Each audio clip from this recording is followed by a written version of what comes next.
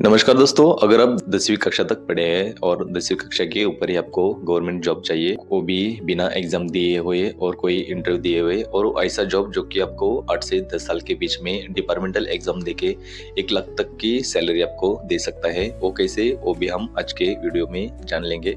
और जो आगे जाके जो ग्रामीण डाक सेवक यानी जीडीएस का जो नोटिफिकेशन आने वाला है, उसकी जो भी कुछ एलिजिबिलिटी रहेगी, सैलरी उसमें कितना है, एप्लीकेशन कैसा करना है, उसके इम्पोर्टेंस कुछ डेट है, वो क्या है, वो भी आज के इस वीडियो में हम देखेंगे। तो हमारे साथ लास्ट तक जुड़े रहे। अभी कुछ दिन में आगे जाके आपको डाक विभाग द्वारा ग्रामीण डाक सेवक यानी जीडीएस जो 2026 के कुछ पद है, उसके लिए ऑनलाइन आवेदन आमंत्रित किए जाएंगे। उम्मीदवारों को केवल एक ही बार पंजीकरण यानी वन टाइम रजिस्ट्रेशन करने की अनुमति होगी, ताकि वह ऑनलाइन आवेदन प्रस्तुत कर सके। आवेदन पत्र भरते समय उम्मीदवार को सभी विवरण सही भरने की चाहिए। यदि किसी भी स्तर पर दी गई जानकारी गलत पाई जाती है तो आपका जो आवेदन है वो रिजेक्ट किया जा सकता है। इसके लिए जो कुछ महत्वपूर्ण निर्देश है वो है कि उम्मीदवार को आवेदन करने से पहले पूरा नोटिफिकेशन जो है वो ध्यान से पढ़ना अनिवार्य है। केवल ऑनलाइन माध्यम से ही आपको जो कुछ एप्लीकेशन है वो एक्सेप्टेबल है, और एप्लीकेशन करने की जो भी कोई लास्ट डेट है, उसके बाद आपका जो एप्लीकेशन है वो स्वीकार नहीं किया जाएगा। एक उम्मीदवार को एक ही आवेदन आप कर सकते हैं। ज़्यादा आवेदन कर दिया तो आपका जो आवेदन है यानी एप्लीकेशन है वो रिजेक्ट भी हो सकता है।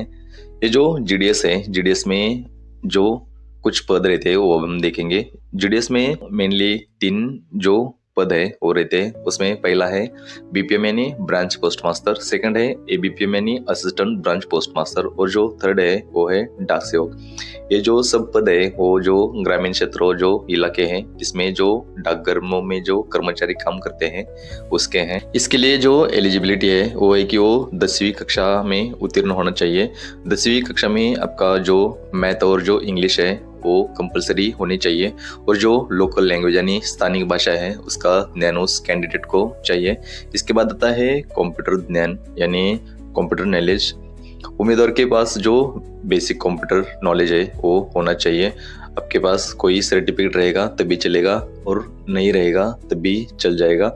इसके बाद ये जो पोस्ट है इसके लिए एज लिमिट कितनी है, इसमें आपका जो एज लिमिट है वो है कम से कम 18 साल चाहिए और ज़्यादा से ज़्यादा 40 साल चाहिए।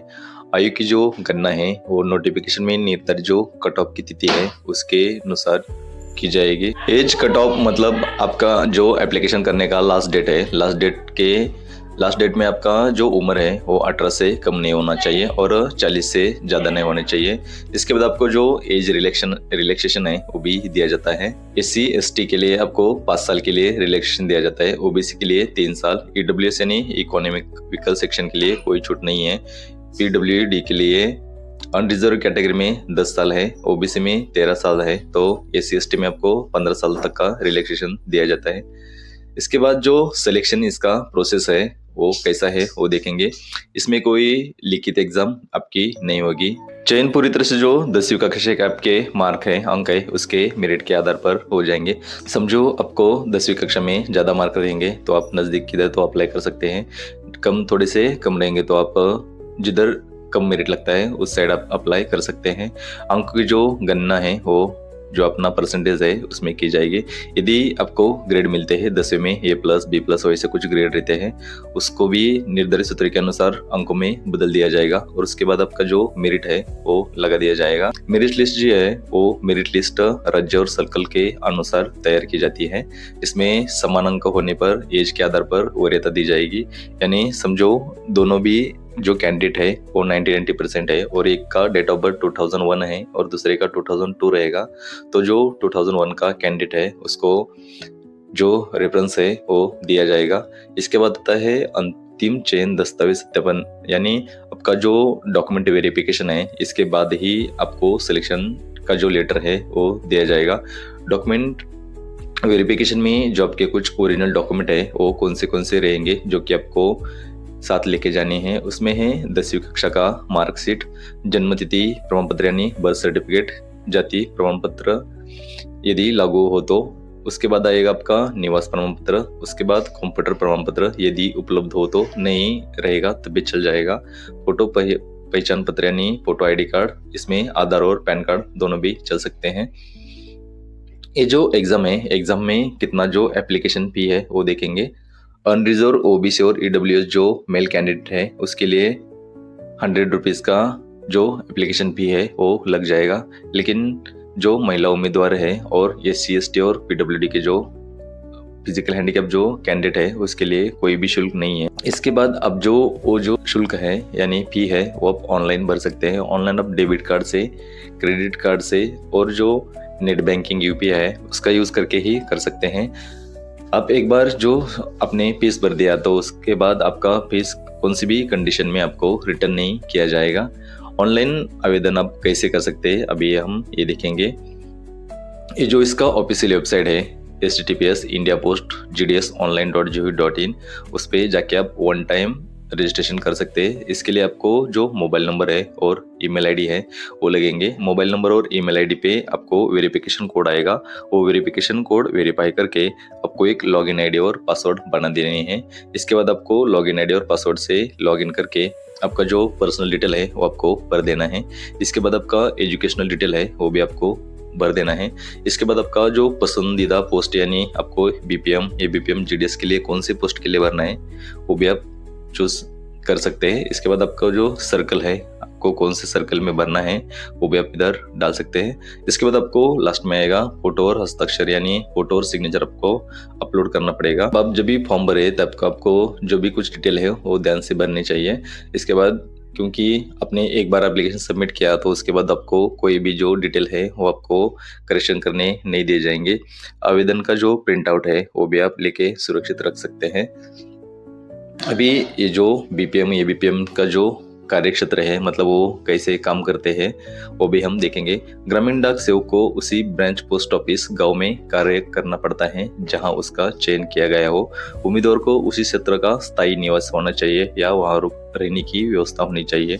मतलब ये कैसा है, पहले कैसा था जो लोकल थे वही जो जीडीएस है उसके लिए लिए जाते थे, लेकिन अभी जो 10वीं कक्षा में जो छात्र मतलब जो कैंडिडेट लेते हैं उसको अभी उधर रहने का जो व्यवस्था है वो करना पड़ेगा। उसके लिए वो आपको ही आपका जो रहने का खर्चा है उठाना होगा, क्योंकि डिपार्टमेंट से आपको कोई भी आर्थिक सहायता आपको नहीं दी जाएगी।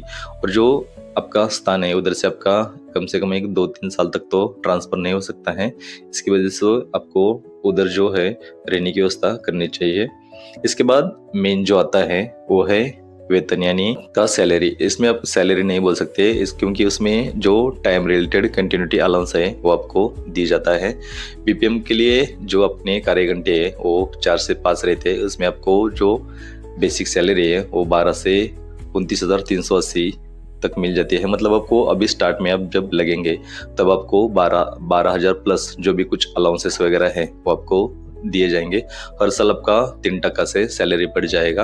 बीपीएम के लिए आपने अभी एप्लीकेशन भरा और आप उसमें सिलेक्ट हो गए तो आपको एक 15,000 तक सैलरी मिल जाएगी। वैसा ही सेम कंडीशन एबीपीएम में आपको 4 घंटे का काम है और 10,000 का सैलरी है। मतलब सब कुछ अलाउंस मिला के आपको एक 12-13 हज़ार तक सैलरी जाएगी। ये जो कुछ वेतन है वो आपको सरकार नियम के अनुसार इसमें समय समय पर जो रिसर्च किए जाते हैं उस हिसाब से आपको कम ज्यादा भी इसमें आपको हो जाता है। इसके बाद आता है ड्यूटीज।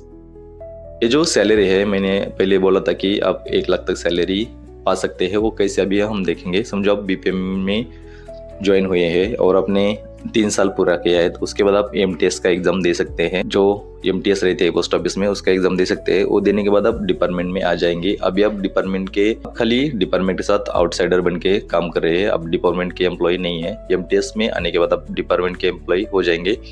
उसके बाद आपका एक सैलरी 35 से 40 हज़ार हो जाएगा। 5 साल बाद आप जब पोस्टमैन का एग्जाम देंगे उसके बाद आपका सैलरी एक 50-55 हज़ार हो जाएगा। और जब आप 8 साल बाद पोस्टल असिस्टेंट यानी पीए का एग्जाम दे देंगे उसे साथ आपका जो सैलरी है वो 1 लाख तक जा सकता है, क्योंकि अभी जो 8 पे कमीशन है उस हिसाब से जब आपका 8 साल के बाद पीए में सिलेक्शन होगा तब आप 1 लाख तक सैलरी इसमें पास। इसके बाद आएगा ड्यूटीज, मतलब जो बीपीएम है एबीपीएम है उनको कौन सी ड्यूटीज कैसे करनी पड़ती है।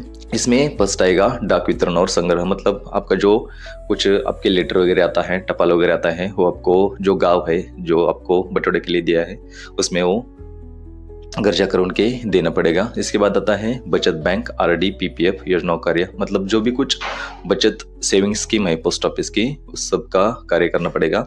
सरकारी योजनाओं का क्रियान्वयन, यानी जो भी कुछ अपना सेंट्रल गवर्नमेंट का स्कीम रहता है, जैसे कि छोटे बच्चों का आधार वगैरह निकालना वगैरह, वो भी आपको करना पड़ेगा। और मोबाइल और डिजिटल सेवाएं, मतलब अभी जो आईपीपीबी यानी इंडिया पोस्ट पेमेंट बैंक का कुछ ऐसा ट्रांजेक्शन वगैरह है, कुछ मोबाइल की अदर सेवाएं हैं, वो भी आपको करनी पड़ेगी। आप बीपीएम में जब काम करते हैं, छोटा गांव है और आपको कोई ये बीपीएम असिस्ट करने के लिए नहीं रहेगा, तब आपको ये जो पूरे काम है आपको अकेले के करने पड़ेंगे। और जब आपके साथ ये बीपीएम रहेगा, मतलब आपका जो गाँव है, गाँव के साथ एक दो और गाँव रहेंगे, क्यों नहीं तो आपका गाँव बड़ा रहेगा, आपको साथ में एबीपीएम दिया जाएगा। तो जो डाक वितरण और संग्रह वगैरह है वो एबीपीएम को दिया जाएगा। और आपको ये जो बाकी के कुछ और ट्रांजेक्शन है, उसमें जो एबीपीएम है वो आपको सहायता करेंगे। इसके साथ आता है सेवा शर्तें, मतलब टर्म एंड कंडीशन है। जीडीएस एक नियमित सरकारी कर्मचारी नहीं होता है, मतलब ये जो जीडीएस है वो डिपार्टमेंट के साथ आउटसाइड है, वो डिपार्टमेंट का एम्प्लॉय नहीं है। जब आप एमटीएस का एग्जाम देके आएंगे तब आप डिपार्टमेंट के हो जाएंगे, आपको कोई भी पेंशन है वो लागू नहीं होगी। वैसे भी 2004 से किसी को भी पेंशन नहीं है। सेवा समाप्ति नियम विभागीय दिशा निर्देशों के अनुसार होंगे, मतलब जो भी कुछ रूल्स एंड रेगुलेशन रहेंगे वो जो डिविजनल हेड है उनके हिसाब से रहेंगे। इसके बाद अभी आती है कुछ इम्पोर्टेंट डेट, मतलब अभी हम अप्लाई कभी से कर सकते हैं, कभी लास्ट डेट उसका कभी रहेगा। ये जो डेट है वो टेंटेटिव है, मतलब अभी फिक्स नहीं है, क्योंकि जो नोटिफिकेशन है वो अभी तक आया नहीं है। इसमें आप अप्लाई करने के लिए स्टार्ट 20 जनवरी से हो जाएगा, और जो लास्ट डेट है वो 4/2 यानी 4 फरवरी तक है। एप्लीकेशन करने के बाद आप करेक्शन जो कुछ करना है वो आपको 6/2 से 10/2 का जो 11 बजे का टाइम है उधर तक आप कर सकते हैं। और जो आपका लिस्ट है, मतलब जो टेंटेटिव लिस्ट आपका फर्स्ट लिस्ट लग जाएगा, वो उसका तारीख 20 फरवरी 2026 है। ये भी कुछ जो डेट्स है वो आप जो अपना ऑनलाइन का साइट है उस पर देख सकते हैं, उधर आपको अपडेटेड मिल जाएगा। जो करेक्शन विंडो है, मतलब समझो आपने फॉर्म वगैरह को सबमिट किया है और कुछ लिमिटेड आपको कुछ करेक्शन वगैरह करना रहेगा तो आप कर सकते हैं, लेकिन जो नाम, फोटो, पोस्ट है, इसमें कुछ भी आपको करेक्शन करने के लिए नहीं दिया जाएगा। आप फॉर्म सबमिट करते टाइम लास्ट में जो फोटो और सिग्नेचर जो अपलोड करते हैं, वो आपका जो फोटो है वो पासपोर्ट साइज चाहिए, और जो पासपोर्ट साइज और क्लियर चाहिए, और जो इसका जो साइज है वो 50 KB से कम चाहिए, और जो सिग्नेचर है वो स्पष्ट और पढ़ने योग्य होने चाहिए, और उसका जो साइज है वो 20 KB से कम चाहिए।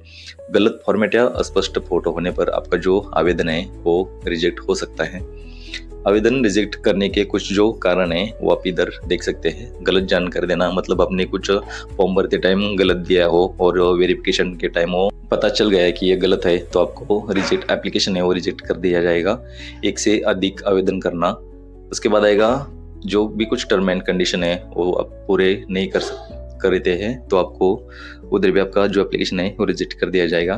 फर्जी दस्तावेज अपलोड करना, मतलब आपने जो अपलोड किया जो डॉक्यूमेंट है और जो ओरिजिनल डॉक्यूमेंट है उसमें कुछ डिफरेंस रहेगा, तभी भी आपका जो फॉर्म है, एप्लीकेशन है वो रिजेक्ट किया जा सकता है। कुछ सामान्य शर्तें हैं, जैसे कि चयन प्रक्रिया पूरी तरह ऑनलाइन और मेरिट आधारित होगी। विभाग को बिना कारण बताए आवेदन रद्द करने का अधिकार होगा। उसी के साथ किसी भी विवाद की स्थिति में विभाग का जो निर्णय है वो अंतिम होगा। और जो कानूनी अधिकार है, मतलब यही भर्ती प्रक्रिया डाक विभाग के नियमों के अधीन होगी। किसी भी न्यायिक विवाद की स्थिति में क्षेत्राधिकार विभाग द्वारा तय होगा।